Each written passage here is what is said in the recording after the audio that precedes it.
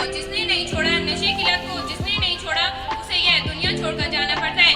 नमस्कार, मैं महक रावत राउमा वीरिंगवाड़ी एक अशर पौड़ी गढ़वाल से कक्षा 9 की छात्रा हूँ। भाषण प्रतियोगिता में मेरा विषय है नशा एक अभिशाप।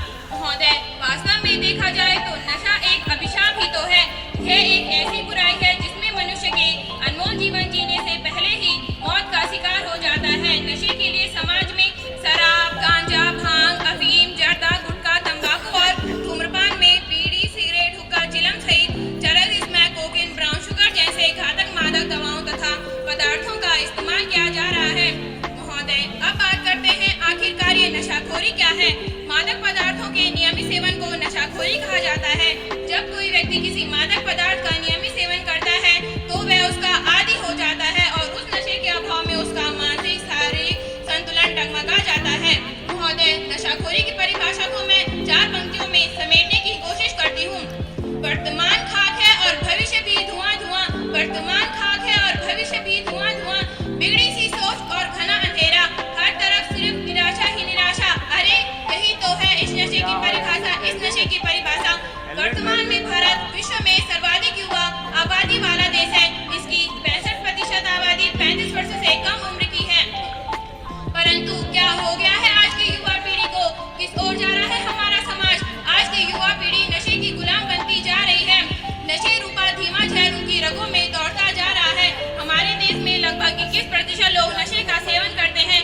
एक सर्वे के अनुसार भारत में गरीबी रेखा से नीचे जीवन यापन करने वाले 37% लोग नशे का सेवन करते हैं। जिनके घरों में सही से 2 वक्त की रोटी भी नसीब नहीं हो पाती, उस घर के मुखिया मजदूरी करते हैं और शराब पर फूंक देते हैं। आजादी के बाद से हमारे देश में शराब की खपत 60 से 80 गुना अधिक बढ़ गई है।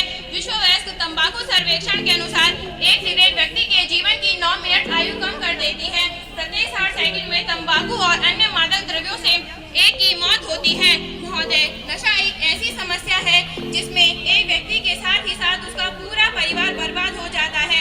और यदि परिवार बर्बाद होगा तो समाज बर्बाद होगा, और यदि समाज बर्बाद होगा तो पूरे देश को छिन्न भिन्न होने में ज्यादा समय नहीं लगेगा। महोदय, यह एक ऐसा दलदल है जिसमें बस कदम रखने की देरी है और हम इसमें धीरे धीरे आनंद के साथ डूबते चले जाते हैं और हमें पता भी नहीं चलता, और इस दलदल से निकलना हमारे लिए मुश्किल ही नहीं नामुमकिन हो जाता है। महोदय, यह नशा न हमारे देश को खोखला कर रहा है, अभी तो हमारी सभ्यता और संस्कृति को भी मिटा रहा है। क्यों नशा आज एक चुनौती बनकर रह गया है? क्या हम इस चुनौती को समाज से दूर नहीं कर सकते?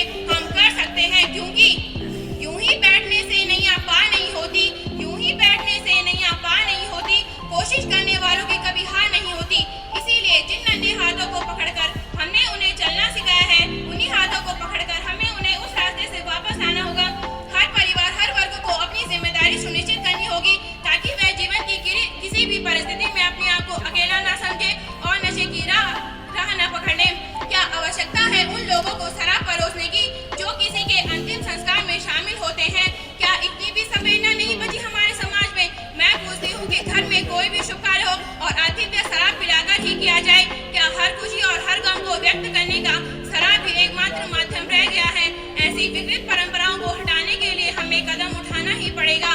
महोदय, यही नहीं, आज हम भक्ति और आस्था की परिभाषा भी अपने ही तरीके से गढ़ रहे हैं। कांवड़ यात्रा को ही ले लीजिए, ज्यादातर कांवड़ यात्री हुड़दंग मचाते हुए देखे जा सकते हैं।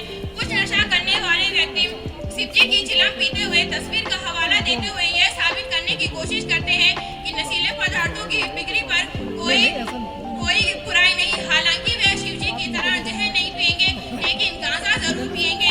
माता पिता को भी अपने बच्चों के साथ समय बिताकर उन्हें सही और गलत का अंतर सिखाना होगा, उनकी समस्याओं को समझना होगा ताकि वे जीवन की किसी भी परिस्थिति में अपने आप को अकेला न समझे और नशे की राह न पकड़े। समाज की भी ये जिम्मेदारी बनती है कि वे अपने आसपास हो रहे मादक द्रव्यों और नशीले पदार्थों की बिक्री पर खामोश न बैठे और उनका बहिष्कार करें, क्योंकि जलते घर को देखने वालों, जलते घर को देखने वालों, फूस का छप्पर आपका है, आग के पीछे तेज हवा है, आगे मुकद्दर आपका